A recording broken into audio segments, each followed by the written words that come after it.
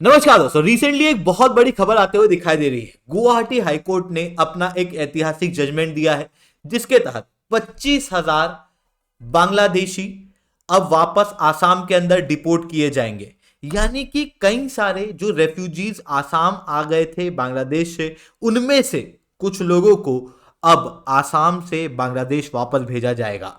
But सवाल उठता है कि यहां पर इतना बड़ा जजमेंट क्यों दिया गया, इशू क्या था और किन लोगों को यहां पर आसाम से निकाला जा रहा है।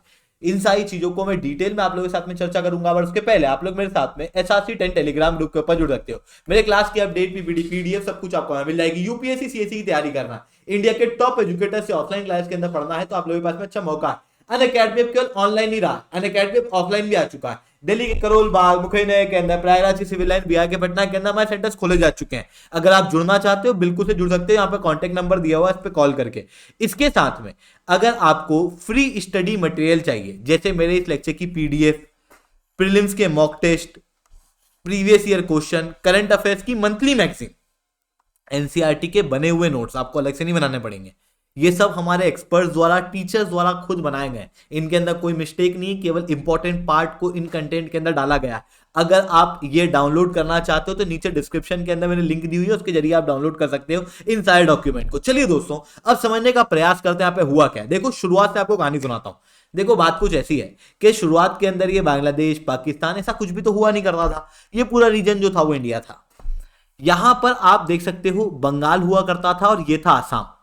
और बंगाल से कई सारे लोग, खास रूप से बंगाली स्पीकिंग मुस्लिम, आसाम के अंदर रहने चले जाते थे, जिसके कारण से आपने मॉडर्न हिस्ट्री के अंदर कई सारे आसाम के अंदर दंगे फसादों के बारे में सुना होगा।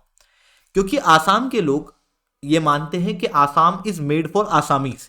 ऐसी कंडीशन में बंगाली मुस्लिम्स जब आसाम में आ रहे थे तो उनको लग रहा था डेमोग्राफी चेंज हो रही है, और उसके लिए उनके द्वारा काफी सारे प्रोटेस्ट किए गए, दोनों कम्युनिटी के बीच में दंगे फसाद हुए। बट उसके बावजूद भी लगभग 9 million Bengali speaking Muslims Assam के अंदर आज रहते हैं, आउट ऑफ 13 मिलियन मुस्लिम्स, जो कि खास रूप से बंगाल से ही आए थे आसाम के अंदर। यानी कि आसाम के अंदर जो बंगाली मुस्लिम्स हैं वो सालों से आ रहे हैं। बट थोड़े समय बाद भारत और पाकिस्तान के बीच में बंटवारा हो गया और यहां पर जो बंगाल था उसमें से ईस्ट बंगाल, ईस्ट पाकिस्तान बन गया। ईस्ट पाकिस्तान बनने के बाद में ये एक अलग कंट्री था। ऐसी कंडीशन में यहां के लोगों को एक्सेप्ट ऑब्वियसली हम लोग नहीं कर सकते थे, क्योंकि भारत और पाकिस्तान के उस समय पर रिलेशन अच्छे भी नहीं थे। बट ईस्ट पाकिस्तान, जो कि बंगाली स्पीकिंग मुस्लिम से मेजॉरिटी में था, उनके ऊपर बहुत सारी प्रताड़नाएं की गई वेस्ट पाकिस्तान द्वारा। और फिर वेस्ट पाकिस्तान ने ईस्ट पाकिस्तान के ऊपर बकायदा एक ऑपरेशन चलाया जिसे कहा गया ऑपरेशन सर्चलाइट। और ऑपरेशन सर्चलाइट के तहत millions of Bengali speaking Muslims को यहां पर मारा गया। इन सारी कंडीशन में कई सारे बंगाली स्पीकिंग मुस्लिम पाकिस्तान के ईस्टर्न पार्ट से भगकर इंडिया के अंदर शरणार्थ लेने लगे। आप इन इमेजेस के अंदर क्लियरली देख सकते हो। ये जो ऑपरेशन सर्चलाइट हुआ था, ये हुआ था 25 मार्च 1971 को। ये तारीख बहुत इंपॉर्टेंट है। 26 मार्च 1971 के बाद जो ऑपरेशन सर्चलाइट हुआ, उसके बाद कई सारे बंगाली रेफ्यूजीज भारत के अंदर आने लगे, बांग्लादेशी रेफ्यूजीज भारत के अंदर आने लगे और आसाम के अंदर आके बसने लगे, जिसके कारण से आसाम की डेमोग्राफी चेंज हो रही थी। और इसी वजह से 1979 से 1985 के बीच में कई सारे प्रोटेस्ट आसाम के अंदर हुए। इन्हें कहा गया एंटी फॉरेनर एजिटेशन। पूरा आसाम उस समय पर हिल चुका था। लगभग 6 साल तक के प्रोटेस्ट चले। आखिर में केंद्र सरकार को आसाम की डिमांड को मानना पड़ा और हुआ आसाम अकॉर्ड। उस समय पर भारत के प्रधानमंत्री थे राजीव गांधी। आप क्लियरली यहां पर देख सकते हो जब आसाम अकॉर्ड हुआ था। और आसाम अकॉर्ड के तहत भी सिटीजनशिप अमेंडमेंट एक्ट पास किया गया। और इसके अंदर क्लियरली ये कहा गया था कि देखो, है तो बंगाली स्पीकिंग मुस्लिम बहुत सारे, और उनको हम बांग्लादेश से आने वाले मुस्लिमों से अलग भी नहीं कर सकते, क्योंकि सेम ही दिखते हैं ना। ऐसी कंडीशन में यहां पर एक डेट निर्धारित की गई। कहा गया कि 1 जनवरी 1966 के पहले पहले कोई भी उस रीजन से आया हुआ व्यक्ति अगर भारत में रहता है तो उसे हम इंडिया का नागरिक मान लेंगे।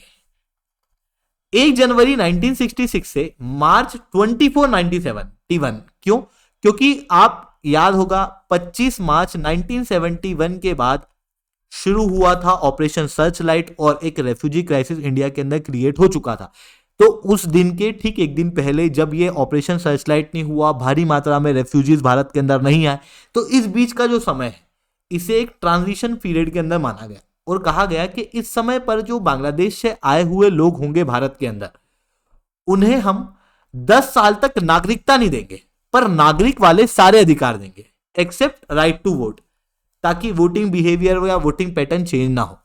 और 10 साल तक ही इंडिया के अंदर रह सकते हैं और 10 साल तक इंडिया में रहने के बाद इन्हें इंडिया की नागरिकता दे दी जाएगी। इनके जीवन में कुछ नहीं बदलेगा।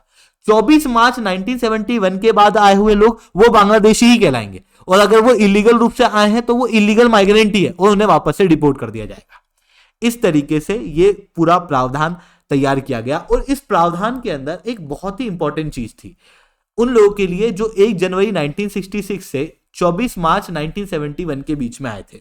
इन्हें कहा गया कि 10 साल के अंदर आपको नागरिकता तो दे देंगे, आपको सारे अधिकार भी देंगे राइट टू वोट के अलावा, बट अगर आपको फॉरेनर डिक्लेयर किया गया है तो आपको 30 दिन के अंदर अंदर फॉरेन ट्राइब्यूनल के अंदर जाके या FRRO के अंदर जाके रजिस्टर कराना पड़ेगा। बाद में इन्हीं 30 दिन को बढ़ा के 60 दिन कर दिया गया कि 60 दिन के अंदर अंदर आपको FRRO के अंदर जाके रजिस्टर कराना पड़ेगा। अगर आप रजिस्टर नहीं कराते हो तो आपको इंडिया का नागरिक नहीं समझा जाएगा। मतलब बात बहुत क्लियर है। 1966 के पहले पहले आए हुए बांग्लादेशी भारत के अंदर भारतीय कहलाएंगे। 1966 से 71 के बीच में आए हुए जो बांग्लादेशी है उन्हें हम अलग कर नहीं पाते क्योंकि बहुत सारे लोग हैं। ऐसी कंडीशन में अगर किसी आदमी को फॉरेन ट्रिब्यूनल ने ढूंढ लिया कि यार ये आदमी जो है ये 1 जनवरी 1966 से 24 मार्च 1971 के बीच में आया है, तो उस कंडीशन में उस व्यक्ति को 30 दिन के अंदर अंदर FRRO के अंदर जाके अपने आप को रजिस्टर कराना पड़ेगा। एक्सटेंशन 60 दिन तक दिया जा सकता है। अगर नहीं करा पाया तो फिर वो भारतीय नहीं है, वो बांग्लादेशी है, उसे वापस से रिटर्न भेज दिया जाएगा। और इसी तरीके का रिसेंटली एक केस हुआ बेगम जान केस। बेगम जान केस के अंदर बेगम जान एक महिला है जिन्हें 29 जून 2020 पे बारपेटा फॉरेनर ट्रिब्यूनल ने घोषित किया है कि फॉरेनर है और ये 1966 से 1971 के बीच में भारत के अंदर आई है, बट उसके बाद इन्होंने 60 दिन के अंदर अपने आप को रजिस्टर नहीं कराया। इसी तरीके से लगभग 5000 बांग्लादेशी हैं उस समय के जिन्होंने अपने आप को रजिस्टर नहीं कराया और आज उनके परिवार में लगभग 25,000 लोग हैं। इन सबके केसेस को एक साथ क्लब करके बेगम जान केस के अंदर गुवाहाटी हाईकोर्ट सुन रहा था और गुवाहाटी हाईकोर्ट ने वही कहा जो कि सुप्रीम कोर्ट ने थोड़े समय पहले कहा था। सुप्रीम कोर्ट ने ऑलरेडी कहा है कि सेक्शन 6A के अंदर क्लियर है कि जो लोग आसाम अकॉर्ड के तहत अगर 1966 से 1971 के बीच में भारत में आए हैं तो उन्हें रजिस्टर करना ही होगा। अगर वो समय पर रजिस्टर नहीं करते हैं तो उन्हें भारतीय कंसीडर नहीं किया जाएगा, उन्हें भारत से बाहर भेज दिया जाएगा, यानी कि बांग्लादेश के अंदर वापस से डिपोर्ट कर दिया जाएगा। ये बात जो कि सुप्रीम कोर्ट द्वारा कही गई, जो कानून द्वारा कही गई, वही इन लोगों ने नहीं मानी, जिसके बाद अब गुवाहाटी हाईकोर्ट के अंदर ये केस करने पहुंचे। गुवाहाटी हाईकोर्ट ने कहा कि जब सुप्रीम कोर्ट ने कह दिया तो हम कैसे मना कर सकते हैं। तो जो सुप्रीम कोर्ट ने बात कही है उसी चीज को गुवाहाटी हाईकोर्ट ने यहां पर रिपीट किया है। उन्होंने कहा है कि इन 5000 लोगों को कोई भी रिलैक्सेशन नहीं दिया जाएगा। इन्होंने अपनी डेडलाइन क्रॉस की है, ऐसी कंडीशन में इन्हें बांग्लादेश डिपोर्ट कर दिया जाए।